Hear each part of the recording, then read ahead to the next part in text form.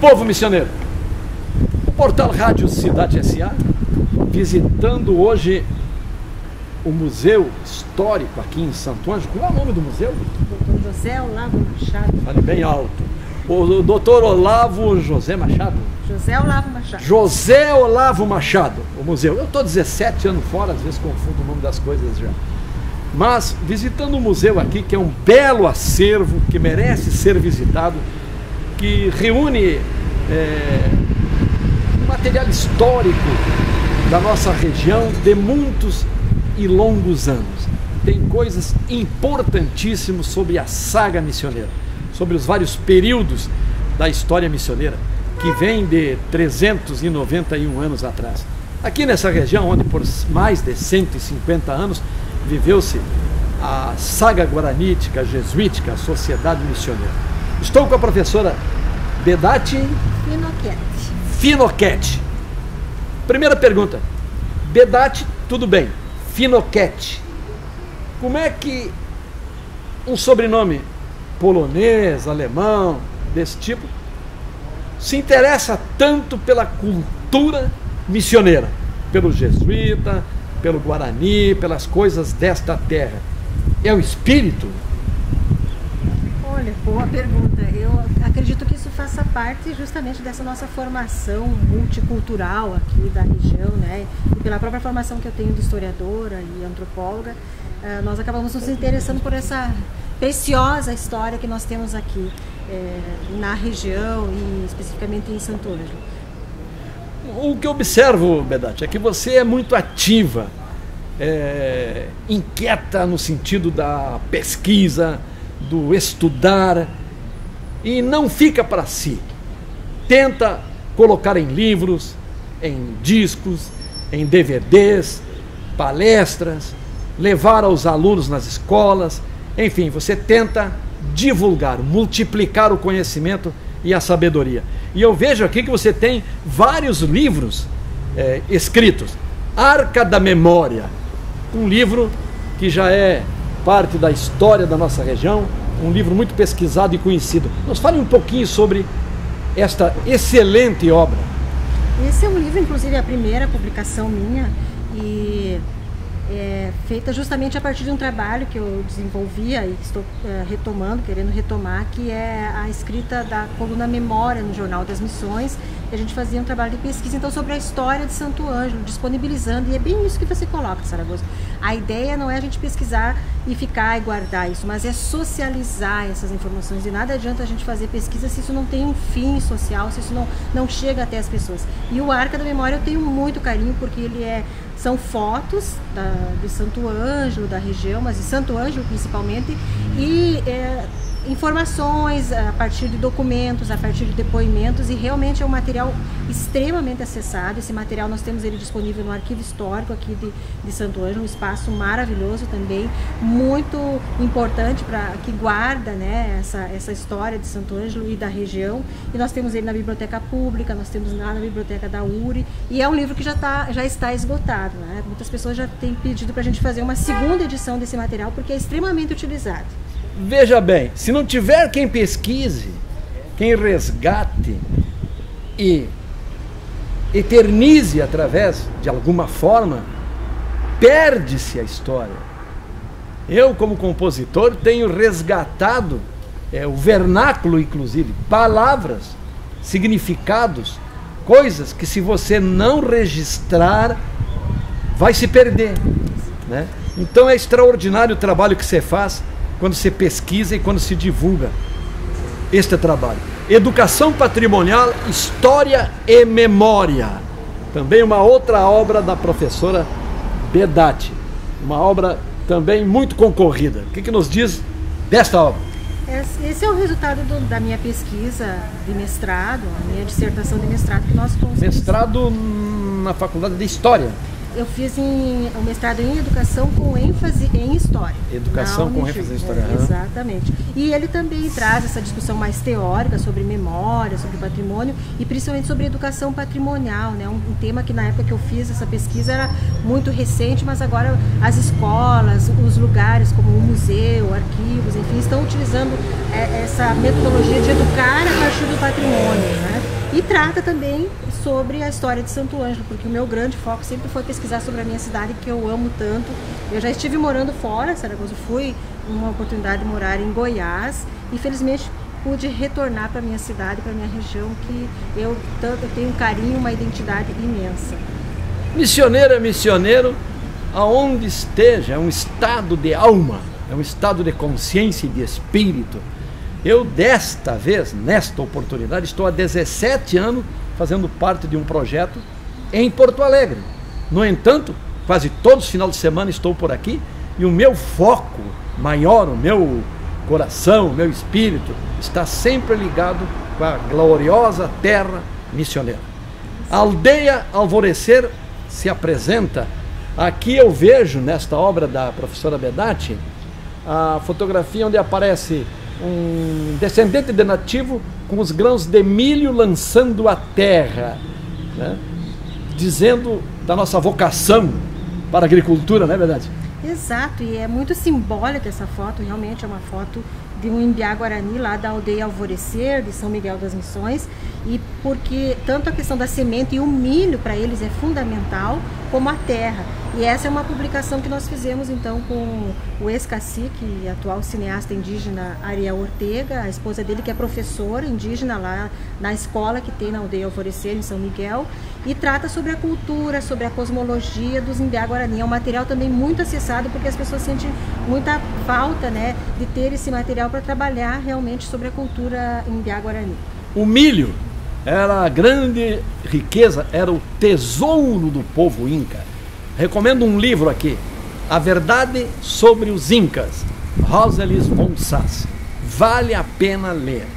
Quando os invasores espanhóis chegaram ao Império Inca, pediam pelo tesouro, pelo ouro, pela riqueza, e os incas não entendiam o que eles queriam, até que, em determinado momento, compreenderam e levaram os invasores espanhóis até os depósitos, abriram e mostraram: é isso que vocês querem? O tesouro para eles, o ouro, era o milho. Exato, o alimento, e o ouro, o metal, o ouro, que eles tinham em abundância também, os incas, só tinham um valor: a beleza e a nobreza. Por isso que é muito bom, né, essas literaturas, para a gente saber como as coisas aconteciam e o que acontece hoje, né? Nosso costume verdadeiro, nossos costumes verdadeiros, isso trata de, obviamente, de costumes.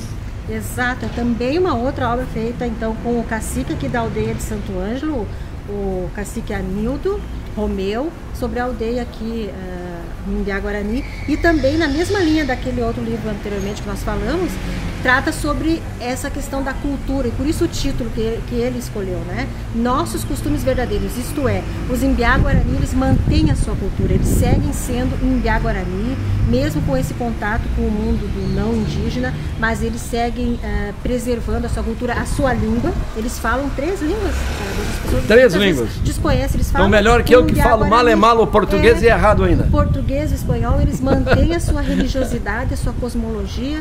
Essa questão do milho, eles têm a semente do milho tradicional, passada desde muito tempo, né? E eles cultivam a sua religião, eles têm a sua alpã, que é a sua casa de oração. Enfim, são 2 materiais primordiais para quem quer conhecer melhor a cultura dos Imbiá Guarani. São eles que falam sobre si. Né? Eles Isso é importante destacar. Eu recebi um texto xamã espetacular. Como estes povos silvícolas eram e são muito mais bem preparados que nós para o convívio social, familiar, para o convívio com a fauna, com a flora, né? Se eles comandassem o planeta estaria inteirinho. Nós estamos levando o planeta ao descalabro e há um fim dantesco se não abrirmos os olhos em tempo. E pelo jeito que vai, não abriremos os olhos em tempo. Muito apropriada essa sua colocação, porque justamente é isso, os povos indígenas vêm nos alertando sobre essa questão da relação do homem com a natureza. E falando especificamente dos Mimbiá-Guarani, que eu conheço bem mais e convivo há muito tempo, eles têm uma relação que não é de dominação em relação à natureza, uma relação de respeito com a natureza, com o meio ambiente. E, enfim, nós temos muito sim a aprender com eles. Linguagens e interculturalidade. Aqui já vai para o vernáculo, para o linguajar, para as línguas que falam. De que trata esse livro? Esse livro ele é o resultado de um programa que eu coordeno na universidade onde eu trabalho, que é a Universidade Federal da Fronteira Sul. E esse programa é um programa então internacional, onde a gente trabalha com escolas de cidades gêmeas. Então são escolas da cidade de Porto Xavier e de San Javier. Então esse livro reúne, eu organizei, eu sou organizadora dessa obra, reúne vários pesquisadores e tratam justamente sobre essa questão assim, ó, das várias linguagens e da questão da interculturalidade, dessas relações em espaços transfronteiriços, de como que a gente pode estabelecer essas relações através da educação. Aqui temos duas obras para ir concluindo o nosso trabalho. Este é um trabalho histórico, que visa, além de levar ao conhecimento dos telespectadores do Rádio Cidade SA, que são os milhares em Santo Ângelo, na região missioneira, no estado, no mundo inteiro, além de levar ao conhecimento que existem todos esses trabalhos, é deixar registrado para a história, né? Esse trabalho aqui, lê para nós aí, você que... Mimbiá, Mimbiapó e Emombeu. São, na verdade, é um documentário e um livro trilingüe, isso é importante destacar. E esse documentário foi feito, é um projeto que foi aprovado, nós concorremos com vários outros projetos no Brasil inteiro e a nossa universidade foi contemplada. E o detalhe é que foram cineastas indígenas que filmaram, né? E é sobre a questão do que existe por trás desses bichinhos, esse artesanato, não só os bichinhos, a cestaria, que a gente compra. Muito bom. Existe toda uma cosmologia, existe todo um conhecimento, os saberes que são passados de pai para filho, pela oralidade. Então, é um documentário belíssimo, né? Muito didático também para as escolas e acompanha, então, esse livro que é trilingüe, reforçando assim que os Mimbiá-Guarani eles falam o português, o espanhol e o Mimbiá-Guarani. Então o livro é trilingüe e aborda também isso, quer dizer, a corujinha. Qual é a história que tem por trás da corujinha? O que eles nos contam? Enfim, só para dar um exemplo. A coruja, para eles, na mitologia, é a criadora da noite. E tantos outros bichinhos, o sapo, né, que é cururu em Mimbiá-Guarani. O que significa? O sapo guardou o fogo e trouxe para os Mimbiá-Guarani. Foi ele que trouxe esse fogo, né, essa brasa na boca, e trouxe e deu para os Mimbiá-Guarani. Então, ele essa relação assim, de respeito com os animais, de respeito com a natureza, que nos ensina muito realmente. Carijada.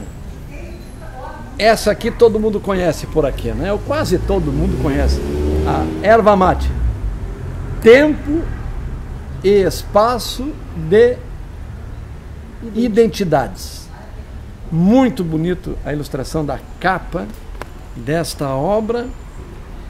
Diga-se de passagem, professora, a região era pródiga, tinha em quantidade erva mate nativa.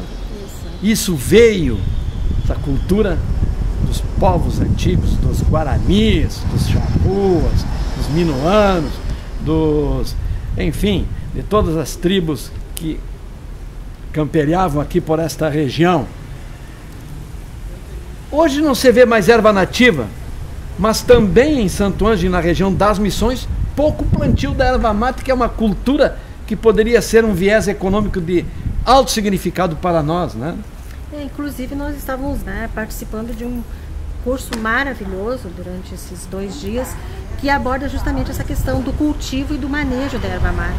E o meu interesse pela questão da erva mate, além de ser um interesse a partir da história e mesmo da antropologia, como você dizia, por essa herança que nós temos dos povos indígenas que já cultivavam, que já utilizavam, inclusive para os Imbiá-Guarani, ainda hoje, a erva mate é uma planta sagrada e utilizada nos seus rituais, inclusive nos rituais de nominação, porque uma questão importante para a gente destacar é que eles têm 2 nomes, né? Um nome que é o nome do branco, né? Enfim, Anildo, o outro, e eles têm o nome deles em Imbiá-Guarani. E a erva mate, fundamental, quando os jesuítas chegaram, então intensificaram. A princípio eles negaram o uso da erva mate, consideravam ela como uma planta do diabo, não proibiram o consumo da erva mate, e depois esse consumo, essa utilização foi inclusive incentivada pelos padres jesuítas e se tornou falando em Santo Ângelo, nós estamos perto do dia 12 de agosto, não é, Saragosa?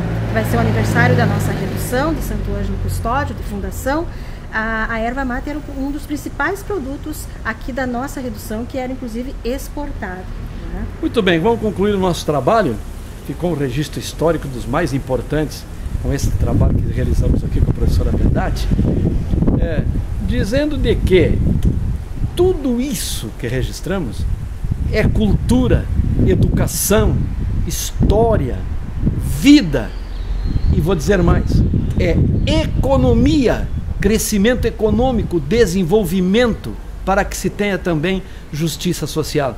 Porque com tudo isso, se nós soubéssemos o tesouro que temos na região das Missões, nós usaríamos esse potencial para divisas, através do turismo e de outros meios de trazer para cá o desenvolvimento e o crescimento. Muito obrigado, professora Bedati. A senhora tem aí 1 minuto para suas considerações finais. Então, em nome da Universidade Federal da Fronteira Sul, que é a nossa universidade aqui da região, eu quero agradecer imensamente esse espaço, mandar um abraço para o meu amigo querido, essa pessoa, né, que é o Jairo Ferreira, e que é a promoção desse programa, desse material, que é um material que serve também para as pessoas pesquisarem. Então, parabéns ao Rádio Cidade, ao Jairo, um abraço para toda a comunidade que nos assiste, para todos, não é só a comunidade, né? Isso vai além para o mundo inteiro. Vai hoje em dia vai para o mundo inteiro. Então, é verdade. Estamos à disposição também para quem quiser mais esclarecimentos, uma hora para fazer um bate-papo. E muito obrigada, Saragosa, por esse trabalho que você realiza também. Só mais uma perguntinha rapidinho, por causa do tempo. Para adquirir as suas obras, como você faz? E para contatar a senhora por uma palestra ou coisa que eu valha, como é que se procede? Ótimo. Enfim, minhas obras, nós temos elas à venda aqui na Tenda da Terra. Tenda da Terra, no Centro Histórico, no Centro Cultural Histórico aqui de Santo Ângelo, perto da Igreja Matriz, isso, ao lado da Matriz. Ou então, algumas já estão esgotadas, né? Mas assim, ou então em contato comigo. Hoje em dia nós temos o Facebook, que é uma forma das pessoas se encontrarem. Dá o seu endereço de Facebook, então. É Bedati Finocchiete. Meu endereço no Facebook. Bedati, bem como diz, com um T, não é com 2 T's, né? Finocchiete. Então, ou através da própria Universidade Federal da Fronteira Sul, campus de Cerro Largo, que é o local onde eu trabalho. Muito obrigado, um abraço missioneiro, e a gente volta noutra oportunidade.